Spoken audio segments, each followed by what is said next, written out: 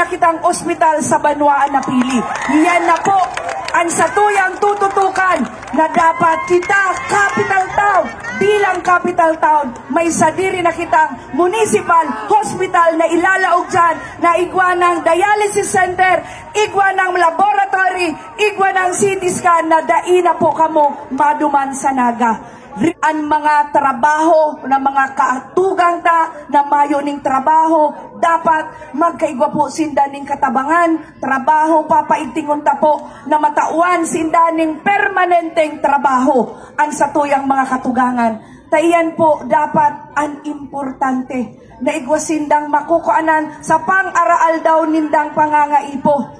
Kaya dapat mataanan, lalo na livelihood program. Ako po aram nindo sarong negosyante na diyaon dyan sa merkadong nabisto nindo. Kung ako po ana tutugutan nindo kita, matao po kitang dispersal. Pag-ataman nin mga hayop ang itatauta sa rupayan, sa katabangan, sa satuyang mga katugangan. Ang gabos na benepisyo, asistensya, hali sa satuyang probinsya, pasiring sa munisipyo, ibaba sa 26 na barangay, gabos po makakaresibi nin benepisyo. Taan obheto kan Maribig Solano, dapat pantay-pantay na tratarmento, igwa ka man umayo, dapat gabos ka mo, prioridad na satuya pong tatabangan.